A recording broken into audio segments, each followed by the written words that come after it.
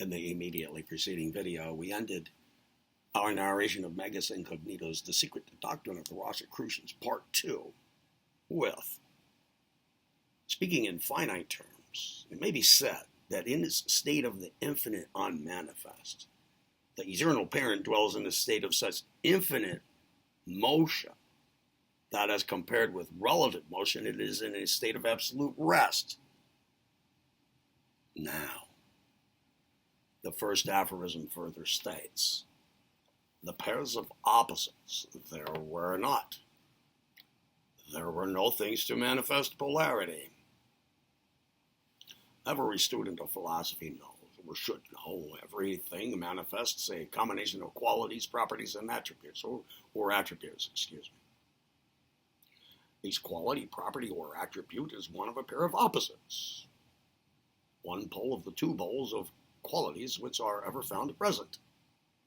Given one quality, property, or attribute of thingness, it necessarily follows that there is in existence in the other things an opposite. In other things, an opposite, or other pole. Its antithesis. There is no exception to this rule. And though the opposite may at first appear to be absent, diligent search will surely reveal it, and its necessary existence must be logically predicated.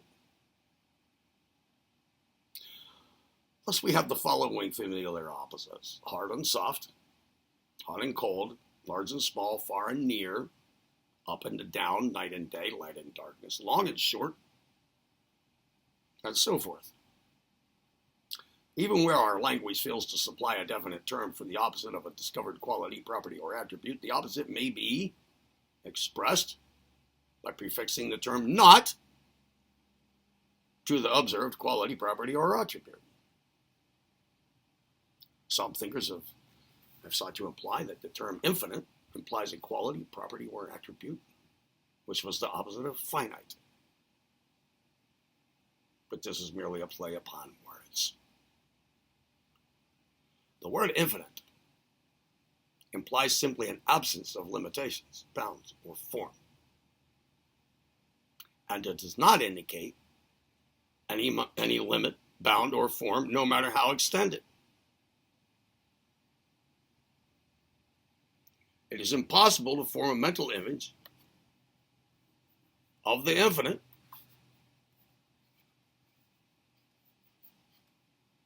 unmanifest, impossible to form a mental image of the infinite unmanifest, or to attach thingness or form or quality, property, or attribute of any kind to it.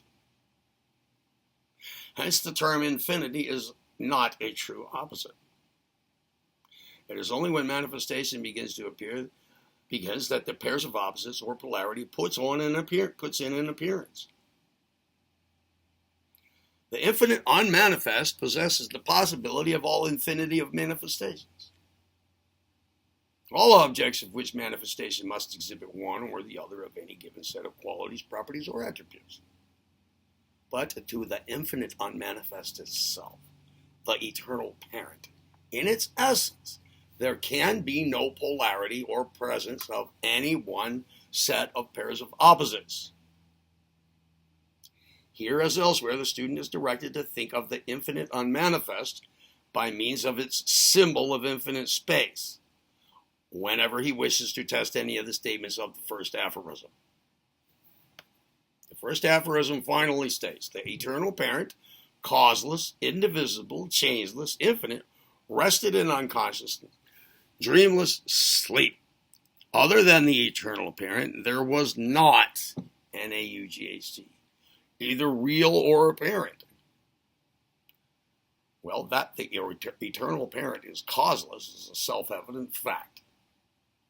For there is nothing which could have caused the eternal and original being, from which all manifestation proceeds. That which is eternal must of necessity be causeless. That which is infinite can have no other which could have caused it. And it could not have been caused from or by nothing, for from nothing, nothing comes.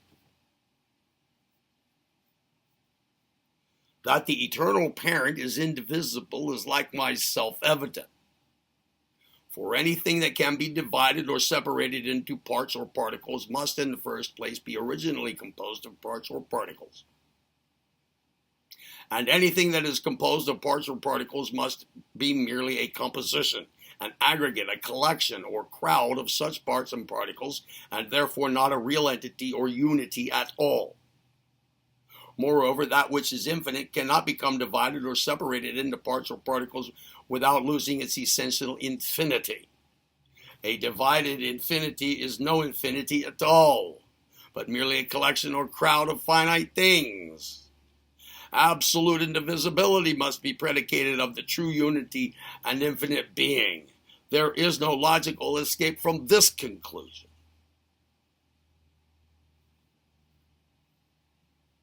That the eternal parent is incapable of essential change is likewise self-evident. For though it may manifest an infinity of change, nevertheless it must always remain essentially itself, and never anything else but itself. Moreover, not being composed essentially of qualities, properties, or attributes, it cannot undergo the change which comes from the shifting of the poles of the opposites. And not having form, it cannot experience the change which arises from change of form. Absolute immutability must be predicated of the eternal parent.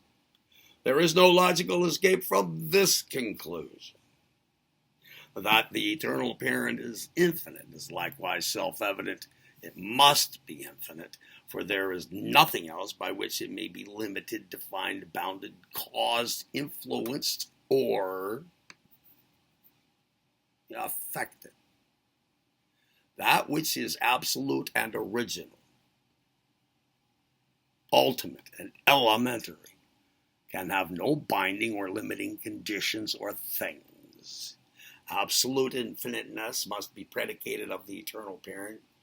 There is no logical escape from this conclusion.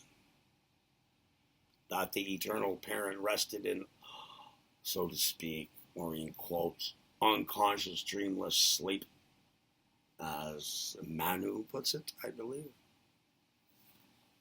is held by all advanced metaphysicians and philosophers to be a logical necessity if we are to postulate the existence of a period or state of unmanifestation. For as all psychologists and philosophers know,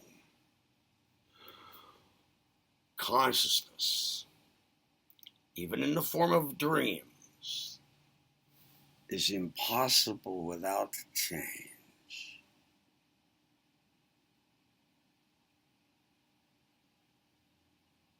A changeless state of consciousness can only be expressed as unconsciousness. And yet the student must not fall into the error of believing that this infinite unconsciousness implies inferiority to consciousness. For rather does it imply a state of rising above ordinary consciousness, a state of infinite superconsciousness, a state of transcending consciousness, in which there is ever present the possibility of consciousness without the exercise thereof. Ordinary consciousness is a descent from this state of unconsciousness, not an ascent. This distinction is important and must not be lost sight of by the student. As we shall presently discover, when manifestation begins to dawn into appearance, then and then only the eternal parent may be said to begin to dream. To dream of an infinity of universes, succeeding each other in rhythmic sequence. And only, when the eternal parent shall awaken fully from the dream into the bright noontide of infinite self-consciousness, may it be thought of as being fully awake and conscious. These facts will unfold themselves as we proceed with the consideration of the aphorisms. Other than the eternal parent, there was not, either real or apparent. Here again we have a self-evident truth. There can have been no other real being, no, so to speak, other to the infinite and absolute reality. For the predicate of infinity and absoluteness carries with it the implicit predicate of aloneness, oneness, and uniqueness. There can be no other real being to infinite reality. And in the absence of manifestation, there can have been no apparent, in other words, manifested or, so to speak, created thing or thing in existence in the period of the infinite unmanifestation. No, there is no logical escape from this conclusion either. And finally, the student is once more bidden to fall back upon the symbol of infinite space in this consideration of the infinite unmanifest. Whenever he finds it difficult or almost impossible to conceive of the truth of the statements contained in the first aphorism as concerned with the eternal parent in the state of the infinite unmanifest in the cosmic night. The symbol will be found perfectly adequate in order to permit one to think of the infinite unmanifest. Although, of course, it is impossible to paint a mental picture of either the symbol or the reality which it represents.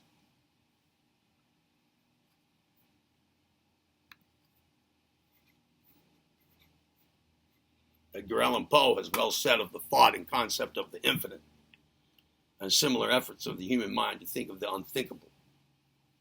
He said, "This merest of words, and some other expressions of which the equivalents exist in nearly all languages, is by no means the expression of an idea, but of an effort of one.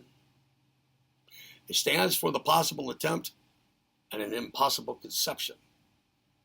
Man needed a term by which to point out the direction of this effort. The cloud behind which lay forever invisible, the object of this attempt. A word, in fine, was demanded by means of which one human being might put himself in relation at once with another human being and with a certain tendency of the human intellect. Out of this arose this term, which is thus the representative but of the thought of a thought. The fact is that upon the enunciation of any of that class of terms to which this belongs, the class representing thoughts of thought, he who has a right to say that he thinks at all feels himself called upon not to entertain a conception, but simply to direct his mental vision towards some given point in the intellectual firmament, where lies a nebula never to be solved.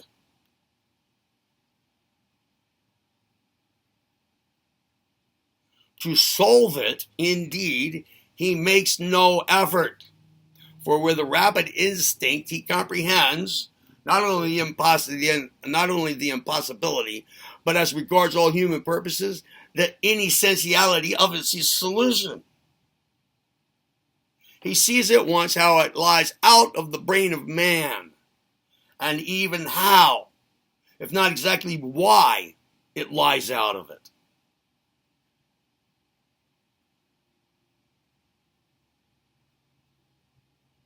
Edgar Allan Poe. In the secret doctrine of the Rosicrucians, therefore, there is no attempt made to define the essence of the eternal parent. No. In fact, it is held in the spirit of Spinoza's celebrated aphorism that to define the infinite is to deny the infinite. In refusing to ascribe the finite qualities, properties, and attributes of personality to the eternal parent, the Rosicrucians do not mean to imply that the infinite reality is below the plane of personality, but rather that it is so immeasurably above that plane and so infinitely transcends all personality that it is childish to think or speak of it in terms of personality. It has been held by eminent thinkers that even the finite intelligence of man is capable of conceiving of a state of intelligence as much higher than that of the most intelligent man, as the latter is higher than that of the black beetle. This being so, it can readily be seen that such a power, to which the manifestation of such a superlative degree of intelligence being is but a bagatelle effort of power, is and must be, in its essential nature, so infinitely above the plane of human personality that it is practically an insult to think of it in the terms of personality. As has been frequently stated in this consideration of the first aphorism, the state of being of the infinite and absolute reality, the eternal parent, during this state of infinite unmanifest, cannot be expressed in words. It is beyond words. It can be thought of only symbolically, by means of its only possible symbol, that being the symbol of infinite space, the circle. Even symbolized, it can be thought of only in terms of negation.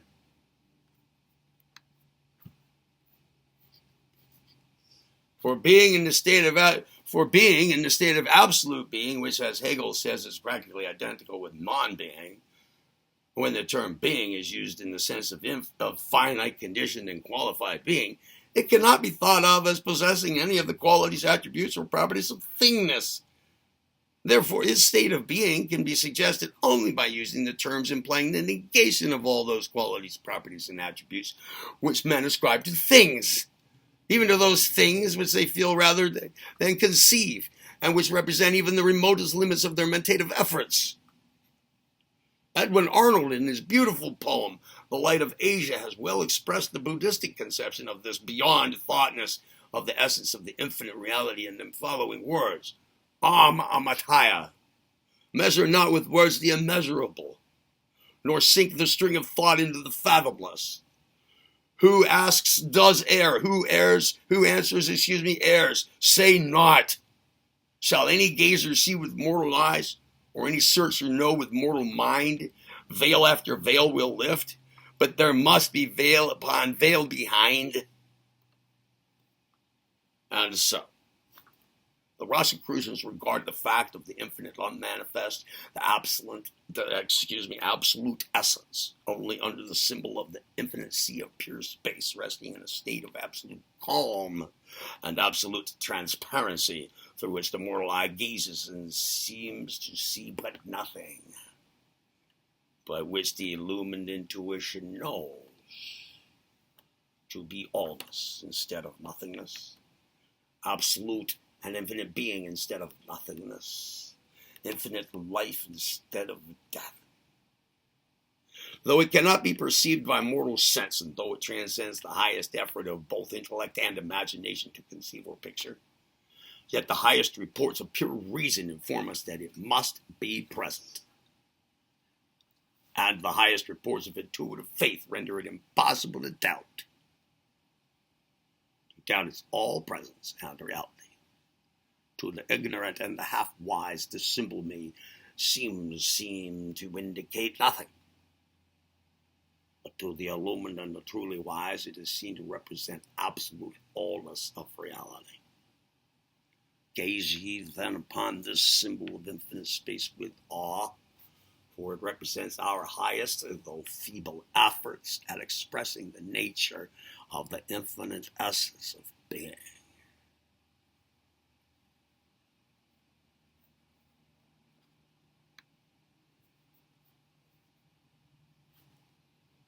In our next video, we will commence with part 3 of Magus Incognito's The Secret Doctrine of the Rosicrucians, beginning with the sentence part 3, the soul of the world. In the secret doctrine of the Rosicrucians, we find the following second aphorism. The second aphorism: the germ within the cosmic egg takes under itself form, The flame is rekindled, time begins. A thing exists, action begins. The pairs of opposites spring into being. The world's soul is born and awakens into manifestation. The first rays of the new cosmic day break over the horizon.